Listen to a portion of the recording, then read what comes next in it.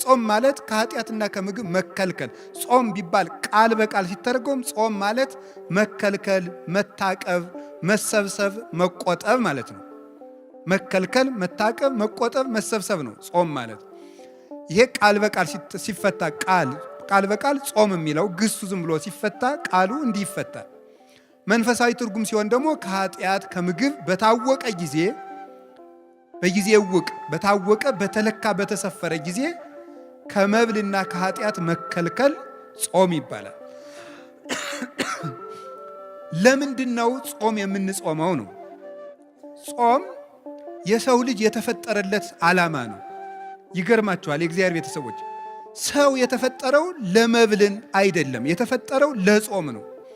እና የምንጾመው ለምንድን ነው ካላችሁ ሰው ለመሆን ነው የምንጾመው። ሰው ለመሆን ነው የምንጾመው። ሰው የተፈጠረ ለጾም ነው። ኦሪት ዘፍጥረት ምዕራፍ 1 ቁጥር 26 ላይ እግዚአብሔርም በመጀመሪያ ሰማይና ምድርን ፈጠረ ይልና ምዕራፍ 1 ቁጥር 1 ላይ ምዕራፍ 1 ቁጥር 26 ላይ ምንድን ነው የሚለው? ንግበር ሰብአ በአርአያነ ወበአምሳሊነ፣ እግዚአብሔርም ሰውን በአርአያውና በአምሳላችን እንፍጠር አለ። በአርአያችን በአምሳላችን እንፍጠር አለ ይላል። ታውቃላችሁ፣ ይሄን ጥቅሱን የማታውቁት ነው አይደለም። ሰውን በመልካችን በአርአያችን እንፍጠር አለ። እግዚአብሔርን መስለን የተፈጠር ነው። እግዚአብሔር ይበላል አይበላም? ምእመናን እስኪ ተናገሩ እንጂ ይበላል አይበላም? አይበላም። እናንተ ዝም ብትሉ እኔ መሰክርለታለሁ። ይበላል አይበላም? አይበላም። ሰው ደግሞ በማን መልክ ነው የተፈጠረው? በእግዚአብሔር መልክ ነው የተፈጠረው። ስለዚህ እግዚአብሔር አትብሉ የሚለን እግዚአብሔር እንደዚህ ብሎ እንደ ክፉ ዳኛ እንዲያርግ ብሎ አለቅነቱን ለማሳወቅ አምላክነቱን ለማሳወቅ እኛን መግዛቱን ለማሳወቅ አይደለም እንደዚያ የሚለን። እንደዚያ የሚለን ሰው በእግዚአብሔር አምሳል ስለተፈጠረ እግዚአብሔር ደግሞ የማይበላ የማይጠጣ ዘላለማዊ ሕያው ከምግብ ውጭ የሆነ በዘላለማዊ ባህሪ የሚኖር ስለሆነ ያንን በሱታፊ አምላክ በጸጋ እሱ በባህሪው ሕያው የሆነበትን መልክ ለኛ ስለሰጠን እግዚአብሔር በክብሩ የማይበላ እንደሆነ የሰው ልጅ ሲጾም የእግዚአብሔርን ክብር ይሳተፋል እና ምን ይሆናል? የሰው ክብሩ እግዚአብሔርን መምሰል ነው። አለመብላት እግዚአብሔርን መምሰል ነው። እግዚአብሔር አይበላም፣ እግዚአብሔር አይጠጣም። እግዚአብሔርን ሰው በእግዚአብሔር አምሳል ነው የተፈጠረ ሲባል እግዚአብሔርን መምሰል ማለት ፍቹ የብቻ ነው አላልኩም። በጣም ብዙ ትርጉም ያለው ሊቃውንቱ ያመሰጠሩበት እነ ቅዱስ ጎርጎርዮስ ዘንዚናዙ፣ እነ ቅዱስ ጎርጎርዮስ ዘኑሲስ ሊቃውንት አባቶች በሙሉ የተራቀቁበት ሐሳብ ነው። ሰው በእግዚአብሔር አምሳል ተፈጠረ። ሌላ ብዙ ትርጉም አለው። በጊዜው ከሌሎች መምህራንም ትማሩታላችሁ፣ ታነቡታላችሁ። እያልኩ ያለሁት ሰው በእግዚአብሔር አምሳል ተፈጠረ ሲባል አንዱ እግዚአብሔር አይበላም አይጠጣም። ሰው ሲጾም እግዚአብሔርን ይመስላል። ስለዚህ መጾም እግዚአብሔርን የሚያስመስል የሰው ልጅ ክብር ነው ማለት ነው። ሰው ጾምን እየሻረ መብላት ሲጀምር እግዚአብሔርን መምሰሉን ነው እየተው የሚመጣው። አያችሁ እንዴት መዋረድ እንደሆነ። አለመብላት አለመጾም እግዚአብሔርን ከምንመስልበት መልክ ዝቅ ማለት ነው። ከዚህ በላይ ደግሞ ውርደት የለም። እግዚአብሔርን ከመምሰል በላይ ውርደት። እግዚአብሔር የሰጠን የመጨረሻ ክብር ነው። ይገርማችኋል፣ መጨረሻ ላይ እኮ ከሞት ተለይተን ተነስተን የማንበላን ምን ሆነው ስንበላ ኑረን እንኳን ወደ አለመብላት ነው የምንሄደው። ስለዚህ ጾም መጀመሪያ እግዚአብሔርን መስለን የተፈጠርንበት ዓላማ ነው። መጨረሻ ላይም ጥቂት እየጾምን ጾሙን እየጨመርን መሃል ላይ ምግብ እየበላን እንቆይና መጨረሻ ላይ ወደማንበላበት እግዚአብሔርን ወደምንመስልበት መልክ እንሄዳለን። በሰማይ እያወስቡ ወይቷሰቡ አላ ከመ መላእክት እግዚአብሔር ይነብሩ። በሰማይ አይበሉም አይጠጡም አያገቡም አይጋቡም፣ እንደ ሰማይ መላእክት ይኖራሉ። ምግብ ያልፍና አለመመገብ ይቀጥላል። የሚመገበው ባህሪያችን ይታደስና ባለመመገብ ኃይል መኖር ይጀምራል። ስለዚህ ልብ በሉ፣ መጀመሪያም የተፈጠርንበት መልካችን ነው። መጨረሻ የምንገባበት መልካችን ምግብን ትቶ መኖር ነው። እስመ ከብር ከርስ ለመብል ወመብልኒ ለከርስ ወእግዚአብሔር ይስዕሮሙ ለክልኤሆሙ። መብል ለሆድ ነው፣ መብል ለሆድ ነው፣ ሆድም ለመብል ነው። እግዚአብሔር ሁሉንም ያሳልፋቸዋል። ባለመኖር ባለማለፍ የሚኖረው ጾም ነው። እግዚአብሔርን ያስመስላል፣ መላእክትን ያስመስላል። መላእክት አይበሉም አይጠጡም። ሰው የሰማይ መላእክት ባልንጀራ ነው። መላእክትን የሚያስመስለን ህይወት አለመብላትም። ይገርማቸዋል። ሰው የእግዚአብሔር ቤተሰቦች በጣም ሰው ልዩ ፍጡር ነው። እንደ ሰው ያለ አስደናቂ ፍጡር የለም። 3 ነገሮችን አካቶ የተፈጠረ ነው። ሰው መልአክ ነው፣ ሰው ነው፣ ሰው እንስሳ ነው። የነ ዳርዊንን እንስሳ አይደለም ያልኩት። ሰው መልአክ ነው፣ ሰው ነው፣ ሰው እንስሳ ነው። ሰው ያማል ማለት የሰው ልጅ በባህሪው የቆመው የተዋቀረው ከመላካዊ ባህሪ፣ ከሰብአዊ ባህሪ እንደገና ደግሞ ከእንስሳዊ ባህሪ ነው። መላካዊ ባህሪ አለመብላት፣ አለመጠጣት፣ አለማግባት፣ አለመመኘት፣ አለማንቀላፋት እንደዚህ ያለው ነው። እንስሳዊ ባህሪ ደግሞ መብላት፣ መጠጣት፣ ማንቀላፋት፣ መመኘት፣ ፍቶት፣ ስጋዊ ፍላጎት፣ ይሄ ደግሞ እንስሳዊ ጠባይ ነው። ሰውነት ማለት ደግሞ ሁለቱንም መጥኖ መያዝ ማለት ነው። ይኸውላችሁ ሰው መላካዊ ባህሪ ያለው፣ ሰው እንስሳዊ ባህሪ ያለው። መላካዊ ባህሪ የመላክ ብቻ ነው። እንስሳዊ ባህሪ የእንስሳ ብቻ ነው። ሰው መሆን ግን መላካዊ ባህሪንም ሰብአዊ ባህሪንም እንስሳዊ ባህሪንም መያዝ ነው። መላካዊ ባህሪ አለመብላት አለመጠጣት፣ እንስሳዊ ባህሪ መብላት መጠጣት። ሰውነት ደግሞ ማለት መላክም መሆን እንስሳም መሆን ማለት ነው። እንስሳዊ ባህሪ እንዳይጎዳ ትበላለህ፣ ትጠጣለህ፣ ታንቀላፋለህ፣ ትተኛለህ፣ ትነሳለህ፣ ታርፋለህ፣ ትመኛለህ። ሁሉም በመጠን ይደረጋል። መላካዊ ባህሪ ደግሞ መብላት አይፈልግም። ሰው 2 የሚጎዱ ባህሪያት ነው ያሉት።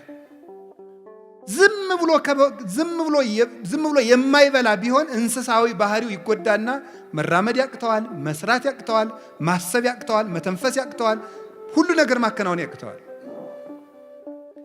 ሰው ደግሞ እንስሳዊ ባህሪውን ብቻ ቢከተል ደግሞ ምን ይሆናል? ማቀድ ያቅተዋል፣ ሰማያዊ ነገር ማሰብ ያቅተዋል፣ መንጻት ያቅተዋል፣ ዝሙት ይሰለጥንበታል፣ ራሱን መግዛት አይችልም። ምንድን ነው ማድረግ ያለበት? ሰው ነው ዝም ብሎ ሲበላ መላካዊ ባህሪው ይጎዳል። ዝም ብሎ ደግሞ አልበላም ቢል እንስሳዊ ባህሪው ይጎዳል፣ መቆም አይችልም፣ ይታመማል፣ ይሞታል። ምንድን ነው ማድረግ ያለበት? የሰው ልጅ 2 ምግብ ነው የሚያስፈልገው። ለመላካዊ ባህሪው መጾም አለበት። ለሰብአዊ ባህሪው ወይም ደግሞ ለእንስሳዊ ባህሪው መብላት አለበት። ለእንስሳዊ ባህሪው መመገብ አለበት። ለመላካዊ ባህሪው መጾም አለበት። ሰው በአንድ ነገር ብቻ ከኖረ መኖር አይችልም ነው። ሰው ነን እኛ። ሰው ይሄንን ያካተተ ነው። እንግዲህ የእግዚአብሔር ቤተሰቦች አሁን የግራ ጎናችሁ በቁስል ነፍሮ በስብሶ የቀኝ ጎናችሁ ብቻ እድሜ ቢቀጠልለት ይጠቅማቸዋል እንዴ? አይጠቅም። እና ዝም ብሎ ሳይጾሙ መብላት ማለት ሰው አለመሆን ነው። እንዲያው መጽደቁን ተውት። መጽደቁን መንግሥተ ሰማያት መግባቱ ጽድቅና ኩነኔ ገሃነምና መንግሥተ ሰማያትን ተውት። አለመጾም ከሰውነት ነው የሚያወጣው። ከሰውነት ያወጣል። አለመጾም እንስሳ ነው የሚያደርገው። ቅዱስ ወግሪስ የተባለ አባት ብሎ ይናገራል። በቀን 3 ጊዜ የሚበላ ሰው እንስሳ ነው ይላል። በቀን 3 ጊዜ የሚበላ ሰው እንስሳ ነው። በቀን 2 ጊዜ የሚበላ ሰው ሰው ነው። በቀን 1 ጊዜ የሚበላ ሰው ደግሞ መልአክ ነው ይላል። ይኸው እግዚአብሔር ቤተሰቦች አሁን ሰው መብልን እየቀነሰ ሲሄድ መልአካዊ ባህሪውን የሚሰለጥነው የሚያቅደው ነገር የሚያምር ሰው የማይጎዳ ሀገር የሚጠቅም ራሱን የሚያሳድግ አይምሮ ሁሉ ደብዛዛ አይደለም፣ ስል ነው፣ የተሳለ ነው። አሁን እኮ ይገርማል። ሰው ማሰብ ስላቆመ ክሪቲካል ቲንኪንግ ስልጠና ይባላል። ምኑን ያስበዋል? ሰው 24 ሰዓት እየበላ ሰጥሟል እኮ። እንዴት አድርጎ ያስብ? አሁን እኮ ማሰብ አቁመን እኮ ነው ራሱ እየተበላለን ያለው። እንድናስብ ራሱ መጾም አለብን። አይምሯችን እየበላ ማሰብ አይችልም ነው የምላችሁ። እኔ እውነቴን ነው። ሐኪምም ካለ እዚህ መጥቶ መከራከር ይችላል። ሰው ዝም ብሎ እየበላ ቁጭ የሚል ከሆነ ማሰብ አይችልም። ደሙ ያለ መጠን ይመላል። የደም ዝውውር የሞቀ ነው። እንደዚያ ባለ ቁጥር ደግሞ ዝሙት ይሰለጥንበታል። የሚያስበው ምኞቱን ብቻ ነው። ትክክለኛ ሐሳብ ማሰብ አይችልም። እንዴ ግን በደፈረሰ ውሃ ፊትን ማየት ይቻላል እንዴ? አይቻልም እኮ። ውሃው እኮ ሲጠራ ነው። እኛ እኮ አሁን ደፍርሰናል። መብላት መብላት መብላት መብላት ደፍራሳ ጭንቅላት ነው ያለ እና የምናስበው ነገር ሁሉ ደፍራሳ ነው። የጠራ ዕቅድ የጠራ ህይወት መኖር ግን ፈልጋችሁ እንደው ክርስቲያን ባትሆኑ እንኳን ጾም ሰውነት ነው እንምላችሁ። ወደ ጽድቁ እንመጣበታለን። ጾም ሰውነት ነው። ወደ ጽድቁ ቅድም ነግሬያቸዋለሁ። እግዚአብሔርን የሚያስመስል ነው። ጾም ሰውነት ነው። ሰው መሆን ከፈልጋችሁ ጾሙ። አውሬ መሆን ከፈለግ ብላ 24 ሰዓት። እንስሳ መሆን ከፈልግ እንዴ እባብ እንኳን እኮ ይጾማል። እባብ 40 ቀን ይጾማል። ስለዚህ እግዚአብሔር ሰዎች ጾም ምንድነው ከተባሉ የሰው ክብር ሰውነት ነው። ሰውን ሙሉ የሚያደርገው ሲጾም ነው። የማይጾም ሰው ሙሉ አይደለም፣ ጎደሎ ነው። ጾም ቅድም ነገርኳችሁ፣ 3 ነገር ነገርኳችሁ። እግዚአብሔርን ያስመስላል፣ መላእክትን ያስመስላል። አይበሉም አይጠጡም መላእክት። ሀዩ ከመመላእክት ይባላል። የመላእክት ኑሮ መላእክት እንደኛ ባልንጀራ የሚሆኑን ምግብ በቀነስን ጊዜ ነው። ታውቃላችሁ ትንቢተ ዳንኤል ምዕራፍ 9 ቁጥር 21 ላይ እኔ ዳንኤል እየጾምኩ እየጸለይኩ ሳለ ቀድሞ የማውቀው ሰው ገብርኤል እየበረረ መጣ። ወገሰሰኒ በጊዜ መስዋዕት ዘሰርክ፣ በሰርክ መስዋዕት ጊዜም ዳሰሰኝ። ወመጻይኩ ከመአለቡከ ጥበበ እስመ ብእሴ ፍቶት አንተ ምስጢር ሊነግሩ የምትገባ ሰው ስለሆንክ ምስጢር ልነግርህ መጥቻለሁ አለኝ። ቅዱስ ገብርኤል ወደ ዳንኤል ሲመጣ እየበረረ መጣ ነው የሚለው መጽሐፍ ቅዱስ። እየበረረ መጣ የሚለው እንደው ዝም ብሎ መጣ ለምን አይለውም? መላእክት የሚጾም ሰው ህይወት ያጓጓቸዋል። ባልንጀራው ነው። ከብት የሚሄደው ወደ ከብት ነው። በግ የሚሄደው ወደ በግ ነው። ፍየል የሚሄደው ወደ ፍየል ነው። አሞራ የሚሄደው ወደ አሞራ ነው። መልአክ የሚሄደው ወደ መልአክ ነው። ወደሚጾመው ሰው መጣ እየበረረ። መላእክት ወደሚጾም ንጽህና ወዳለው ሰው ለመምጣት ይጓጓሉ። ቅዱስ ገብርኤል ወደ ነቢዩ ዳንኤል ሲመጣ እየጓጓ ለምን? ጾመኛ ነው። ጥሬ እንብላ የሚል ጥሬ እየቆጠ የባቢሎን ምግብ ይቅርብኝ እንደዚህ ወዳለ ሰው መላእክት ደስ እያላቸው ነው የሚመጡት። አቡነ ገብረ መንፈስ ቅዱስ 562 ዓመት አልበሉም አይደለም? መላእክት እኮ ክንፋቸውን ለማልበስ ነበር የሚሻሙባቸው፣ ለመጋረድ እድል ለማግኘት ነበር የሚጓጉት። እና ምግብ ይሄ ያልታጠበ ዕቃ ተሐዋስያንን እንደሚሰበስበው ምግብ በተጠራቀመበት ሰውነት የሚሰበሰቡት አጋንንት ክፉ ሐሳቦች ናቸው የሚሰበሰቡት። በሚጾም ሰው ዙሪያ ደግሞ የሚሰበሰቡት መላእክት ናቸው።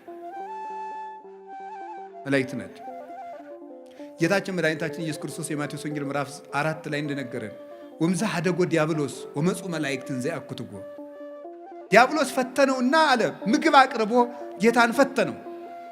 አልበላም ብሎ አሳፈረው። ዝርዝሩን መናገር ስላልፈለኩ ነው። ፈትኖ አሳፈረው። እሱን ካባረረው በኋላ ምን ማለት መላእክት መጡ እያመሰገኑት ይላል። እዚህ ውስጥ ሊተላለፍ የተፈለገው ምንድን ይመስላችኋል? አንደኛው ሊቃውንቱ እንደሚተረጉሙት ጌታን ሰይጣን ራሱ አላሸነፈኝም መላእክት ተራርተውት ነው እንዳይል ነው ይላሉ። መንፈሳዊ ደግሞ ከኛ ጋር የሚሄድልን ምንድን መሰላችሁ? ዲያብሎስ ጌታን በትኩስ ዳቦ ከፈተነው በኋላ ጌታ ድል ከነሳው በኋላ መላእክት መጧል። ምን ማለት ነው? የስስትን ሰይጣን ብሉ ብሉ ብሉ ብሉ እያለ የሚፈትነውን ጾም ለማስፈረስ የምግብ ሽታ እያመጣ ምግብ የሚጋብዙ ሰዎችን እያመጣ የሚፈትነውን ሰይጣን ወደ አሸነፈ ሰው መላእክት ይመጣሉ ማለት ነው። መላእክት ይመጣሉ። ጌታ ያንን ዳቦ ድንጋዩን ዳቦ አድርገህ ብላ ብሎት እሱን ሰው በእንጀራ ብቻ አይኖርም ብሎ ካሳፈረው በኋላ ነው መላእክት የመጡት። ስስትን ካሸነፋችሁ መላእክት ወደ እናንተ ይመጣሉ ለማለት ነው። የስስት ሰይጣን የሚባል አለ። የስስት ሰይጣን የሚባለው ብሉ ብሉ የሚልና በጾም ጊዜ የምግብ ሽታ የሚያመጣ ነው። ይገርማችኋል። ጾም ሸቷችሁ የማያውቀው ሻይ ጧት ነው የሚሸታችሁ። የጾም ዕለት ማለት ታይቶ የማይታወቅ ጓደኛ የዚህ ያለት ምሳ እንብላ እያለ ሊመጣ ይችላል። ይህን የሚያመጣው የስስት ሰይጣን ነው። በሰዓቱ ቢቀርብልን የማንበለውን ያደረ ወጥ ማልዳ እንድንበላው ያደርጋል። እንዲህ የሚያደርግ ማን ነው? የስስት ሰይጣን ነው። ለዚህ ነው መጽሐፈ መነኮሳት ምግብ አትርፈህ ከበዓትህ እንዳታሳድር የሚለው። የስስት ሰይጣን ማለዳ ብላው ብላው ሊያሰኝህ ይችላል። ማስጎምጀት ነው። በቃ ማጓጓት፣ ታንቄ ልሙት የሚያስብል ብሉ ብሉ ብሉ። እንደው ምግቡን ጨርሶ ሲጨርስ ንጉሠ ነገሥትነት የሚሾም የሚያስመስል የሚያጓጓ ሰይጣን አለ። ያንን ካሸንፋችሁ የመላእክት ዘመዶች ትሆናላችሁ። ከዚያሳ ዳንኤል ጾመ፣ ቅዱስ ገብርኤል መጣ። ምን አለ? ዳሰሰኝ ከንፈሬን አለ። ምን አደረገ? ጥበብ ገለጸልኝ። የ490 ዓመት ማህተም ተረጎመለት፣ ትንቢት ተረጎመለት፣ ምስጢር ነገረው፣ ልብ ሰጠው። አሁን ልብ ያጣነው ጾም ትተን ዳንኤል ጾመና ነቢዩ ምንድን ያለው? ቅዱስ ገብርኤል ለዳንኤል ምንድን ያለው? መጻይኩ ከማለቡከ ወዜኑ ከጥበበ፣ ጥበብ ልነግርህ፣ ልብ ልሰጥህ፣ ማስተዋል ልነግርህ መጥቻለሁ። አሁን የምንዘነጋ መጽሐፍ እየተመለከትን እንቅልፋችን የሚመጣ ማስተዋል የማንችል የተሰበክነው ስብከት እዚሁ እንደ ቆሎ ረግፎ የሚቀር እቤታችን አንጠልጥለነው እንዳኔል የሚያደርግ ምንድን ነው? ስለማንጾም ነው። ስንፍና፣ እንቅልፋምነት የምን ውጤት ነው? ያለ መጾም ውጤት። እንግዲህ መጾም ሰውን እግዚአብሔርን ያስመስላል። መጾም ሰውን ሰው ያደርገዋል። መጾም ሰውን መልአክ ያደርገዋል። መጾም ሰውን የመላእክት ጓደኛ ያደርገዋል፣ ባልንጀራ ያደርገዋል፣ ያዛምደዋል። መላእክት ደስ እያላቸው ይመጣሉ ወደሚጾም ሰው። ጌታ ምንድን ነው ያለው? ክፉ ሰይጣን ያለ ጾም አይወጣም አይደል ያለው?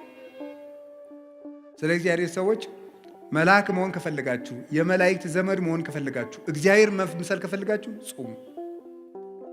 የነቢያት ጾም ደግሞ አባቶቻችን በረከት ተቀብለውበታል። አንደኛ ተመልከቱት፣ የነቢያት ጾም የሚጀምረው ከሙሴ ነው። ሙሴ 40 ቀን ጾሟል። 40 ቀን ሲጾም ምንድን ነው ያደረገው? ሲጾም 40 ቀን እየጾመ ከእግዚአብሔር ጋር ቃል በቃል ተነጋገረ ይላል። 570 ጊዜ ጾም ከእግዚአብሔር ጋር የመነጋገር ባለሟልነት የሚያሰጥ ነው። እግዚአብሔርን ማነጋገር ደግሞ ቀላል ነገር ይመስላችኋል እንዴ? አንድ ትልቅ ሰው እንኳን ሊያነጋግራችሁ ቀጠሮ ሲይዝላችሁ እንዴት ነው ደስ የሚላችሁ? እግዚአብሔርን ቃል በቃል እንደ ጓደኛ 570 ቃላትን እንዲነጋገር ያደረገው ምንድን ነው? ጾም።